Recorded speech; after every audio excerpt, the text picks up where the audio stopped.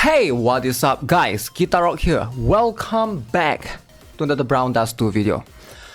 Big shout out to Brown Dust 2. Okay, so again, I can't believe this game gave out so much free pulls during the MUSHOKU TENSEI Collab event. It's insane. Alright, every single day you're getting 3 free pulls, 6, 7, 8. 8 free pulls every single day for the last entire week, which is kind of insane, right? I know games that give 1 free pull every single day, right? But this game gives you 8 free pulls during the duration of this particular collab, which is kind of insane. And if you guys are still deciding if you want to pull for any of these, make sure you guys are paying attention of the dates, because it's very important. Ideally, if you are trying to go all in, you want to wait on the last day. Alright, so as you can see, these free pulls are pretty crazy. I've gotten at least 2 limited characters so far that has improved upon it, and actually very good. Today I didn't get anything, which is fine, but still make sure you guys are taking advantage, logging in every single day doing these free pulls. Now today's video I'm going to talk about ERIS versus what's the name? Oh shoot, ROXY. Yes, as a lot of people have been asking me, yo GuitarRock, the collab is going away soon. I mean, not really soon, but 1 more week, right? So I was waiting for a little bit to do more testing between these 2 characters. If you guys haven't checked out my ROXY video, I mean ERIS is the more recent one. I've actually made both videos for both characters. I did the testing for both of them. I've both of them built. So hopefully I can give you guys a better perspective on whether or not you should be pulling for ERIS or ROXY. Alright? So especially with the more anniversary coming later this week. Alright, if you guys are not aware, look at this. Alright, so if you guys are not aware, you guys are not in the loop, we're going to have a first anniversary stream this particular week. Let's see. Where do I check it? So right here, look at this. Summer Scroll costume. Oh, this is huge. We're going to talk more detail about this, right? But again, they are going to have a live stream on June 13th. Alright, today is June 11 as of me posting this video. So make sure you guys stay tuned. I'll be co-streaming that as well, doing some watch party. But I'm really excited.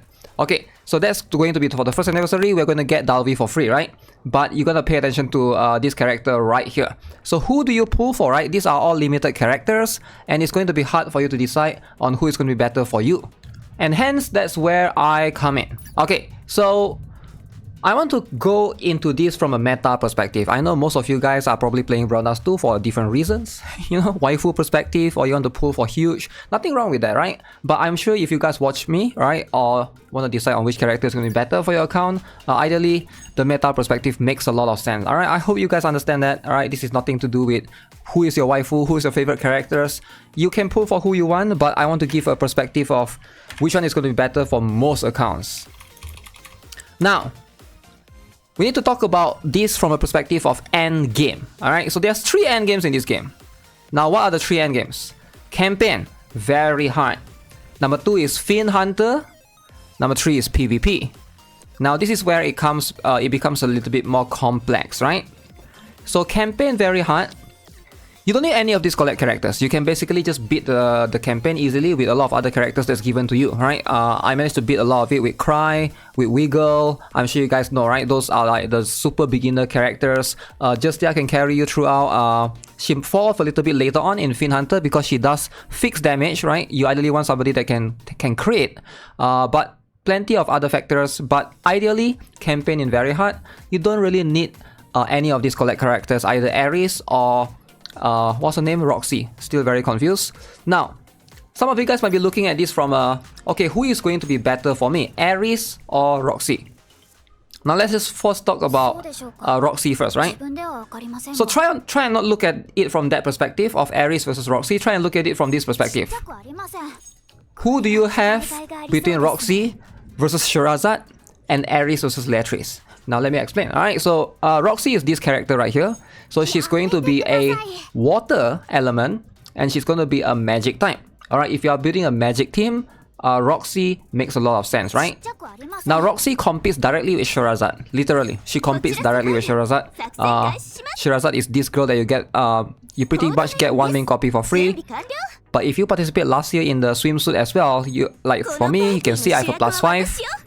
Sherazade is just insane. But this is not her best costume. The highest damage for a costume is going to be this one, the codename S. So if you got this one is going to do way more damage by far. Shirazad is very, very strong. Alright, she's just so strong. She has way more costumes, way more flexible. I do think that she is she an upgrade to ROXY? In a way, yes. In a way, no. We're going to dive more into it. But this is going to be between these two, right? Who do you have? Who is better for you? And then the next one is going to be between ERIS. Alright. So in this case, this girl with 2 costumes right here. Alright. We have 2 costumes of each. Versus, in this case, I think the best competitor for her is going to be Leatrice. Alright. So why Leatrice, right? So they are both fire physical type damage dealers. Alright, they both compete against each other. In fact, I did compare the damage very close in my previous video. Feel free to check that my previous Brown Dust 2 videos, right? That one is very, very... This particular video right here on the left, alright, if you guys want to see more numbers, I've done my calculations and show you guys, you know, the testing stuff right there. It's on this channel as well. So here's the thing. I do think that if you have... it does depend on who you have, like I mentioned. Between those few characters, alright? Leatrice is going to be very, very strong. She's the biggest contender for ERIS right now. They both compete with each other, and some of you guys are asking, okay, why does it matter? Why can't we pull for both ERIS? You could, like ideally you could. And people are asking me, what about Fiend Hunter, right? Because you ideally need 2 teams. And I get it, alright, you sometimes need 2 teams. Now, if you are someone that needs 2 teams, you are not a beginner, you are more of an intermediate player. But let me explain to you my perspective as an intermediate player, right? You can see right here, I've done a draft of my team that I usually use, so hopefully give you guys a better perspective. Let's go to here. Now, you guys are aware by now, you don't really need 2 teams because one of your team is going to be constantly occupied by a different character called Angelica. Angelica is just so good, she's so consistent. She's going to be a one team that you're going to use in every single boss. Now, why Angelica? Because Angelica is a very rare character that scales off max HP. Therefore, she doesn't rely on elements as much. Whereas for the rest, they are going to rely more on elements. So as you can see, you are pretty much occupied in terms of the characters that you have, right? So you ideally bring 1 main damage dealer. Alright, you bring 2 supporters ideally. Alright, Diana plus Rafitia or something, or you can basically swap them around depending, right? Erinys is going to be a good buff for magical, for physical, and then Helena is for magical, right? Obviously, if you don't have Helena, you can use the other one, whatever her name is, the nun. Forgot the name already, but I have Helena, so I use her. Makes more sense. And then you have Celia to stack the chain, and then you have what's her name? In this case, what's the name again? Eclipse. Yes, Eclipse to basically... You don't really use this costume, but you use the other one to give the cost. I'm sure you guys are aware of that by now. I don't want to go too details into this because I don't want to make the video longer than it is. But ideally, you can see 2 team, you don't really need any of the ERIS or ROXY, personally, right?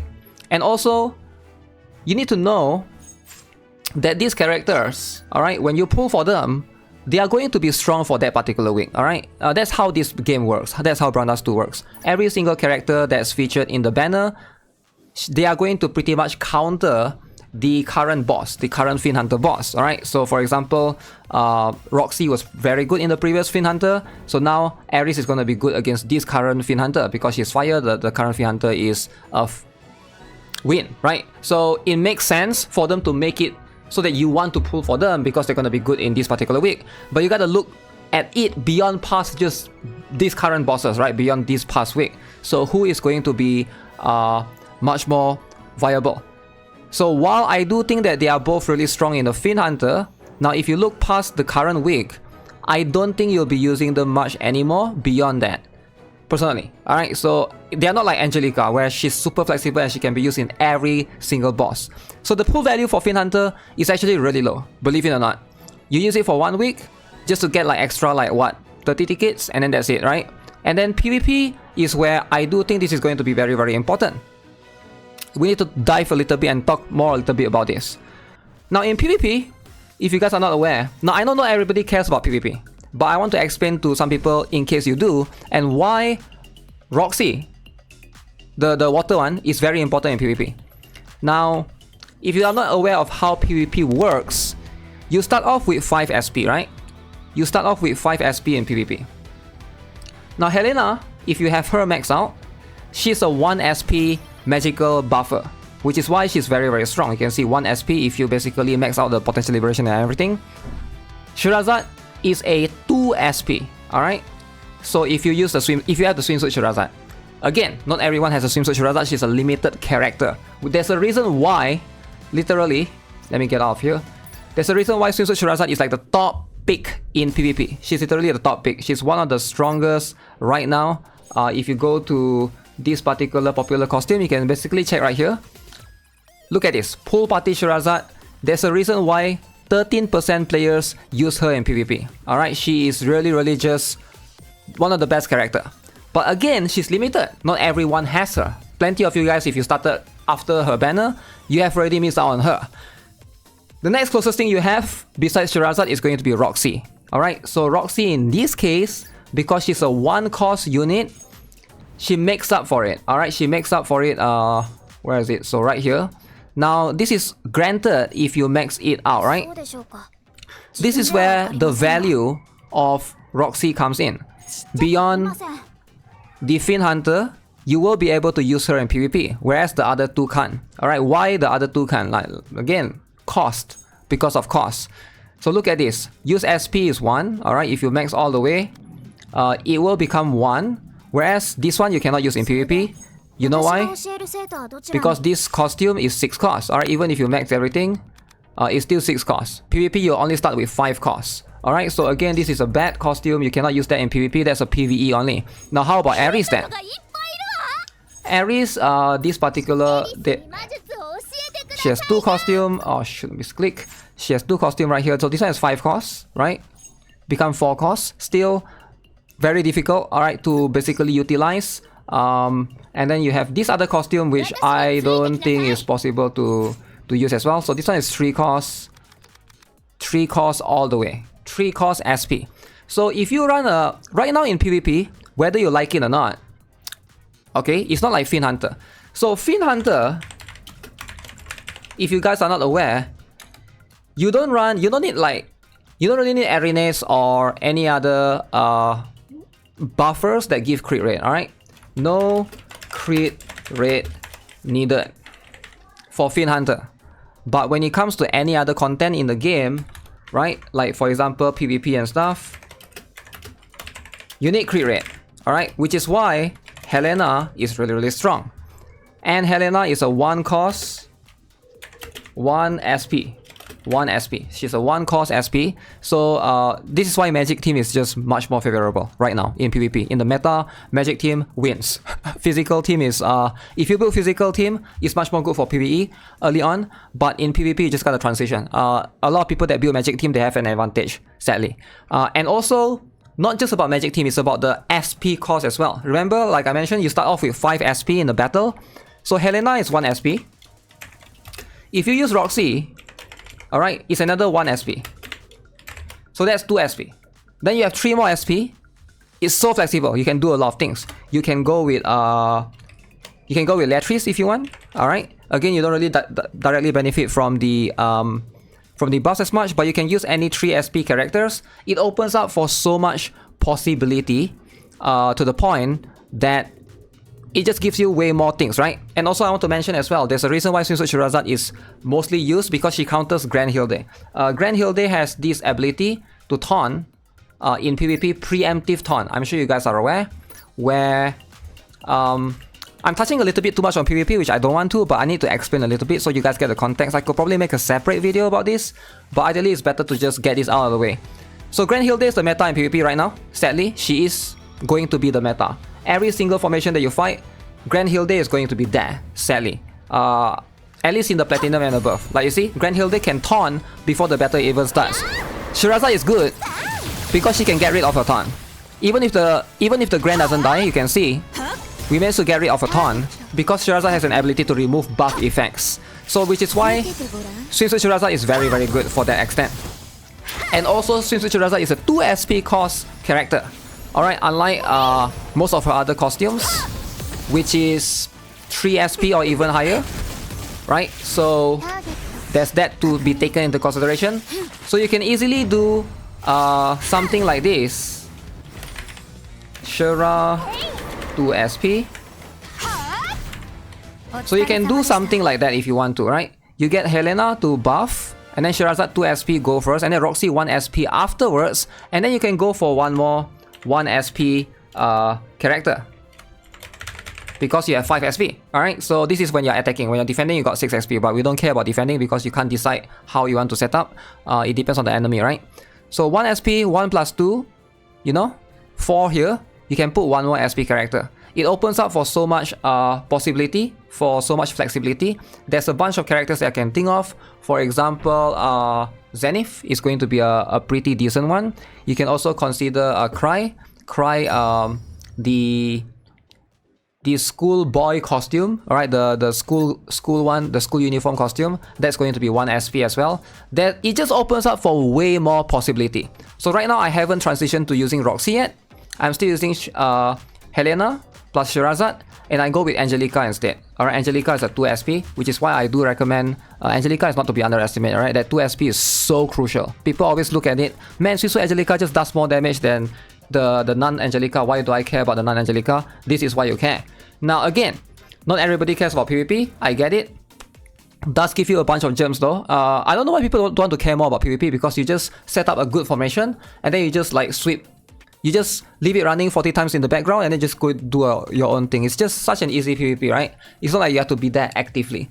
But I figured I want to put this into this because I do think that Roxy is much more important than you think. Like for what she provides, for what she does, 1 SP is insane.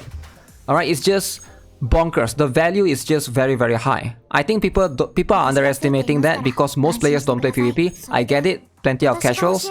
But for any of you watching, they are much more the hardcore side. The value that she provides is just insane, alright? 37%, it goes up to 44%, goes up to 51%. Like all of this percentage, it just adds up and it just makes her... And also she has an ability to silence as well. That is crazy. Even if you are weak, even if you don't kill the enemy, you can silence them. And obviously you want to kill them, alright? That's going to be the objective ideally. But I do think that Roxy's potential, for me, I feel like she has the best value. If you're looking at the context of how you want to proceed in the end game, right now, alright? Fiend Hunter, like I mentioned, sure, that particular week is going to be very good for the characters that you pull. But once you go beyond that, there's more factors to be taken into consideration. So yeah, I hope this makes sense of why I'm looking at it from this angle and I'm looking for this at this perspective. But there's also one thing that you want to consider waiting a little bit, because like I said, we will be getting this character, Venaka, or just wait for June 13, right? 2 more days and then we'll know if the upcoming characters are going to be good or not, or you can wait for the last day before you pull or before you go all in. That's what I intend to do. And also this particular week, we have a standard character called Alice, and my suggestion is to just skip her, alright? She's decent, 2 SP as well. As you can see, she can do physical damage to enemies, pretty good. But again, I feel like this is like whatever right now because of all the collab characters and all the like we have a limited character coming later. And yeah, I really want you guys to basically not regret, right? Because a lot of people didn't pull for Eclipse last year, and some people didn't pull for Swimsuit Shirazad last year as well, and they're starting to regret that because limited characters, how strong they are. And I know these collab characters are going to be...